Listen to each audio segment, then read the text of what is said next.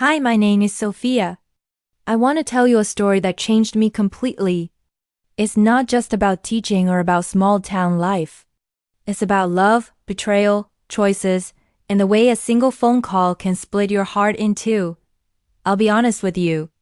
If you stay until the end, you'll see why this story nearly broke me, and why it also helped me rebuild myself in ways I didn't think were possible. So let's start at the beginning. I'm a teacher. I work at a small school in a quiet town outside Nashville. My students are curious, sometimes noisy, often funny but always kind. Teaching them is the best part of my day. I loved my job, and for a long time I thought that was enough. I had friends, routines, and peace. But deep down, if I'm honest, there was an emptiness too. I went home each night to an apartment that was quiet. Too quiet. Then last year, everything changed. It started when a new teacher joined the school. His name was Daniel. He taught math. He had this warm smile that could light up the teacher's lounge, and when he talked, people actually listened. He was funny without trying too hard, and when we sat together at lunch, he always asked about my students and remembered the little things I said. At first, it was just friendly conversation. We'd sit together, laugh about lesson plans, and share silly stories about what our students did in class. But then it grew. Some days after school we went for coffee. Other days we took short walks in the park near the school. I liked being around him. He made me feel comfortable, safe, seen. I started looking forward to work in a way I hadn't before. Every morning, I wondered what Daniel would say, what joke he'd make, whether he'd choose to sit with me. And slowly, I realized something. I liked him. I told my friend Lena one evening over tea. I think I like Daniel, I confessed. She smiled, raising her eyebrows. He sounds nice. Maybe he likes you too. Her words made me blush. I thought maybe she was right. He treated me kindly. He listened to me in a way few people did. He never once mentioned a girlfriend or a wife. I believed he was single. The little spark inside me grew into something bigger. Until the day everything came crashing down. I was at home on a Thursday evening, sitting on my couch grading papers, when my phone rang. Unknown number. Hello? I answered. A woman's voice replied, soft but trembling. Is this Sophia? Yes. Who is this? My name is Claire, she said. I'm Daniel's wife. We've been married for 5 years. My heart stopped. I swear I couldn't breathe. The world tilted under me. What? I whispered. I'm his wife, she repeated. Her voice cracked with pain. I don't want to lose him. I love him. I want to keep our family together. I felt my hands go cold. My heart pounded so loud I could hear it in my ears. You're his wife? Yes, she said again. I saw you with him. I wanted you to know the truth. I shut my eyes. My stomach twisted. Everything I thought I knew about Daniel collapsed in that moment. I didn't know, I whispered. He never told me. I can show you, she said. And then my phone buzzed with pictures. Photos of Daniel and Claire together. On holidays, smiling, holding hands. Looking happy, married, real. Tears filled my eyes. I thought of the coffee dates, the walks, the way he looked at me like I mattered. It all felt like lies. Why didn't he tell me? I asked myself. Why did he hide this? Claire's voice pulled me back. Please, she whispered, don't break my family. I need your help. Her words sat heavy in my chest. She wasn't angry. She wasn't cruel. She was desperate, and in that moment, I made a decision. I would not see Daniel again. The next day at school, Daniel smiled at me in the hallway. Like nothing had happened. Like the world hadn't shattered just the night before. Hi, Sophia, he said warmly. My heart twisted. But I forced myself to stay calm. Can we talk? I asked. He looked surprised, but nodded. We walked outside to a quiet corner. I took a deep breath. Claire called me. His face dropped. His smile disappeared. Oh no. He whispered. She told me everything. He rubbed his forehead, looking ashamed. I should have told you. Yes, I said sharply. You should have. Why didn't you? He looked down. I was scared. I didn't want to lose you. But you have a wife, Daniel. This isn't fair. I know, he said quietly. I made a mistake. I felt anger and heartbreak mixing inside me. You lied to me. You weren't honest. He reached for my hand. I'm sorry, Sophia. Please don't leave me. I need you. Tears burned my eyes. You already have Claire. You can't have both of us. He whispered. I love you. I want to be with you. My chest ached, but I stayed strong. Then you need to choose. You can't live two lives.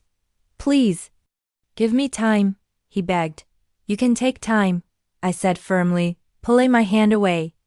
But I won't wait for you. Then I walked away. Each step felt like breaking glass. That evening, I sat by my window, staring at the gray sky. I thought of Claire, her tired voice, her courage to call me. She didn't want to fight. She wanted to save her family, and I respected her. I decided I wouldn't be part of their destruction. The next few days at school were torture. Daniel tried to talk to me, but I ignored him. My students kept me busy, their laughter carrying me through the hours. But when the classroom emptied, I felt hollow. One evening, I called Lena. We met at a small cafe. I told her everything about Daniel, about Claire, about the phone call. She held my hand. You did the right thing, Sophia. You can't love a man who's already married. I know, I whispered, tears filling my eyes. But it hurts. It's okay to hurt, she said gently. But you are strong. This pain will pass. Her words gave me strength. A week later, I decided something. I wanted to meet Claire again. She had been honest with me. I wanted to be honest with her too. I called her and asked if we could meet. She agreed. We met at a quiet park. Birds sang in the trees. I felt nervous as I approached. Claire looked tired, her eyes red. Thank you for meeting me, she said softly. I wanted to see how you are, I replied. She nodded. It's hard. I love Daniel. But I'm afraid he'll leave me. Her pain was raw. You're a strong woman, I told her. Talk to him. Be honest. You deserve the truth. You deserve to be happy. Her eyes filled with tears. Do you think he still loves me? I hesitated. I don't know. But I know you deserve better than lies. She looked at me with kindness. Thank you, Sophia. You're a good person. We talked for a long time.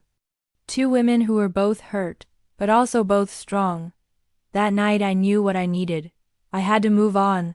I told Lena my decision. I want to leave this town. Start fresh. She looked surprised, but then smiled. Do what's best for you. I started searching for jobs. After a week, I found a small school in a city called Maple Bridge. They needed an English teacher. I applied. A few days later, they called. We'd love to have you. When can you start? My heart leapt. Next month, I said. When I told Lena, she hugged me.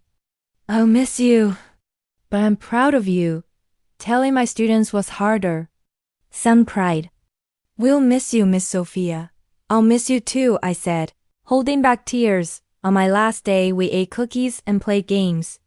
We laughed through the sadness. Then I packed my things.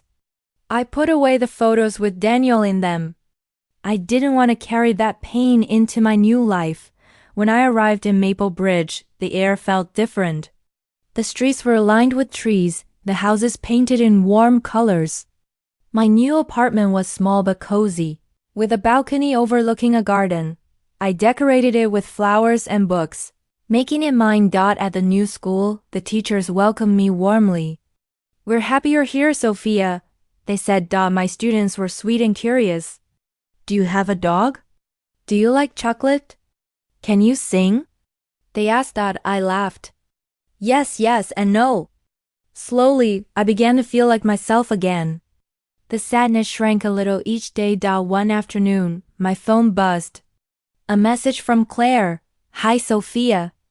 I hope you're well. I wanted to tell you Daniel and I are trying to work things out. We're in counseling. He's being more honest now. Thank you for everything. I'll never forget your kindness. I read it 3 times. Relief washed over me. I replied.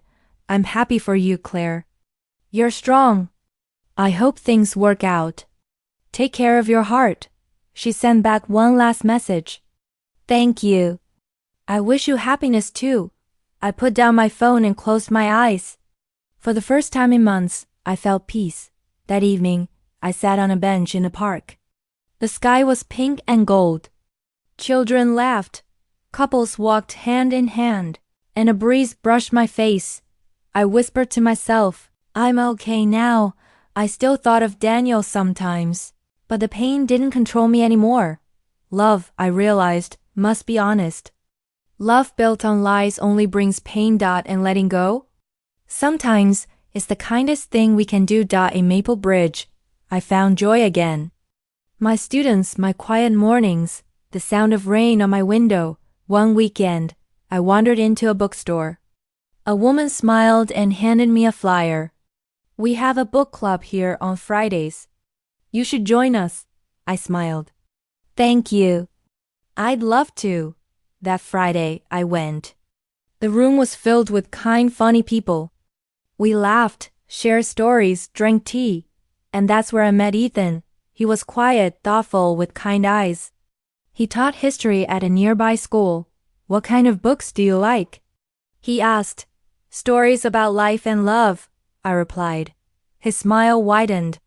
Me too. We talked for hours. That night, as I walked home, I felt something new. Hope. I didn't know where it would lead. Maybe friendship. Maybe more. But I knew one thing. I was open again. Ready for love this time, honest and real.